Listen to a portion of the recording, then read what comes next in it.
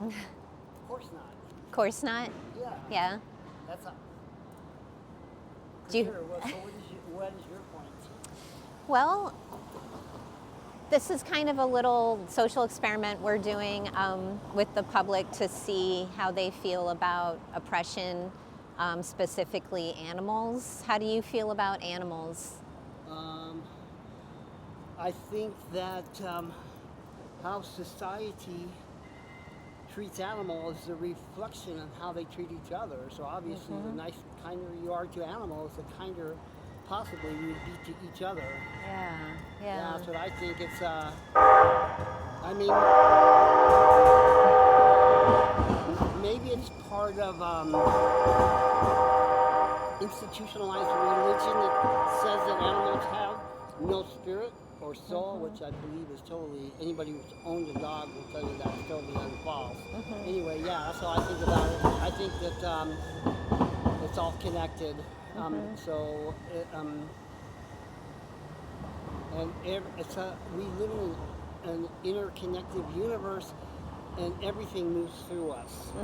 So if they're dropping bombs on part of the world, that's affecting us either. And we're in a critical crisis right now. And I mean, I actually teach yoga. I try to help that's people wonderful. relax it. Yeah. Right with the studio. They connect within. Yeah. Yes. And so I try to be honest on the love of life, because we might be in the process of losing a lot of it, you know? Well, so you know that there's a connectedness with everything that's going on and how we treat other beings, including animals then.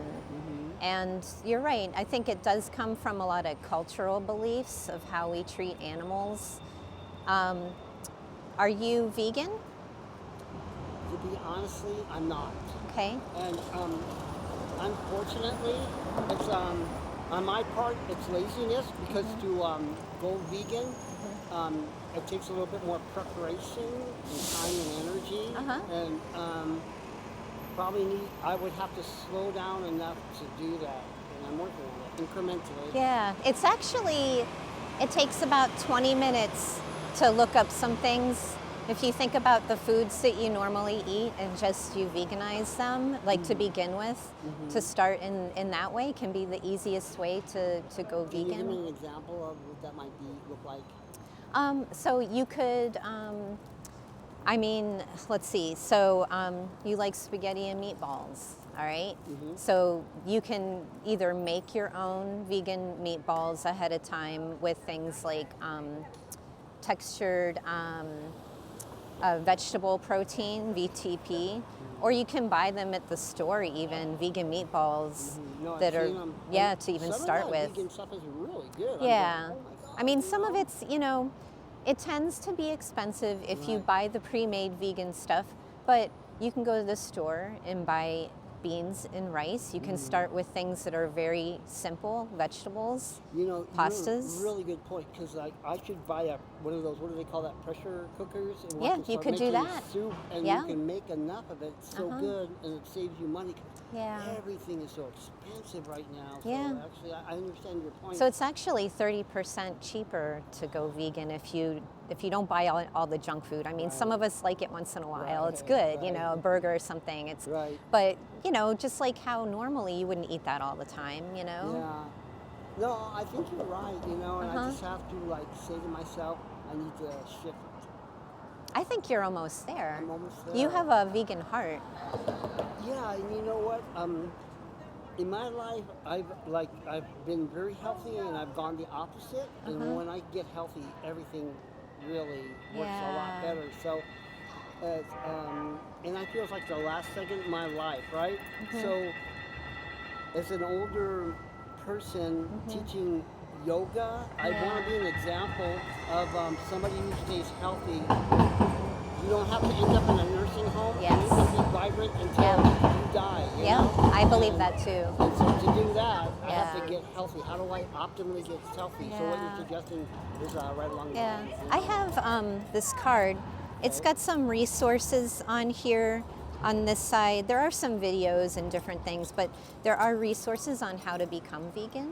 Yes. So if you want to take I'll this, take it. you're welcome to take now that. what do I do? Scan this with my Yep, phone? you scan that. And then some information comes up? Yeah. Okay. And it's all, scientifically proven too. So even though vegans, we come from a place of empathy and connectedness, we're onto the research that actually shows that it's healthier.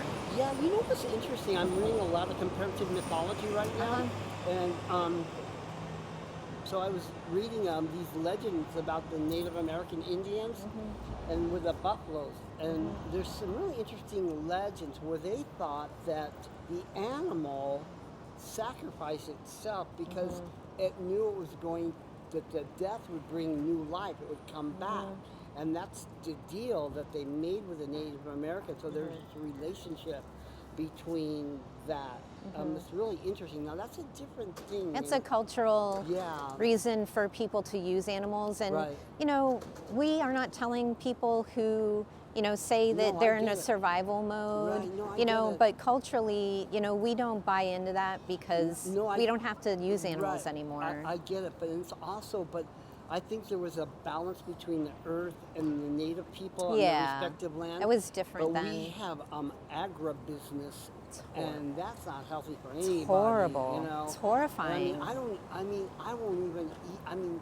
I won't even buy anything if I do eat meat that's like not grass, because you could tell the difference. You can really tell the difference, Well, because there's a taste difference. I mean, the thing is that any animal that is out there that's been used and we're buying, that's an animal that did not want to die. Right, and even pulling a fish out, that fish is fighting for its life, Yeah, exactly. So that tells you something right there, No, I agree with you. And just on a global level, we have to kind of look at different things right now. I mean, we're in such a crisis right now. And I was reading something really interesting, the vision that there's going to get really bad and it's going to be a global crisis, which all the signs are pretty pervasive.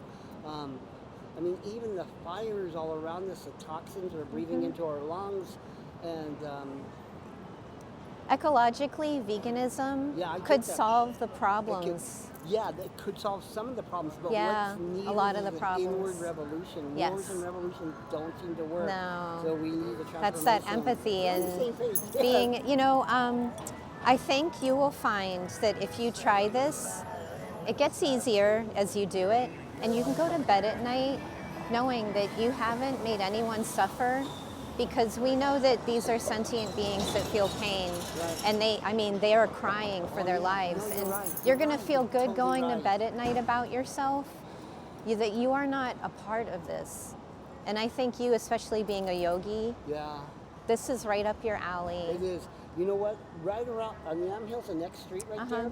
Between first and second is Yoga on Yam Hill.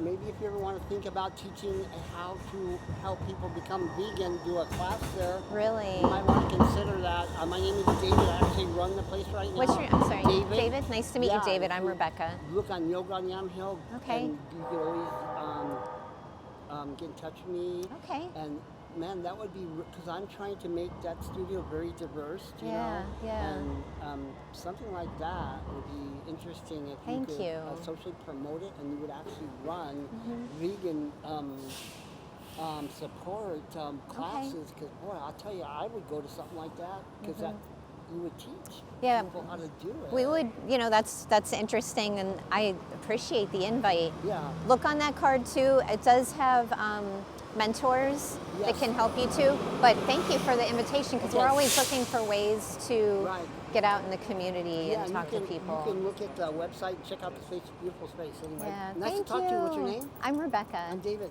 Nice to meet you. And Yoga on Yam Hill? Yeah, it's right around the corner. Okay. Between first and second. All right. If you go any further, you're going to the river. So. All right. Thank you. Have a good day.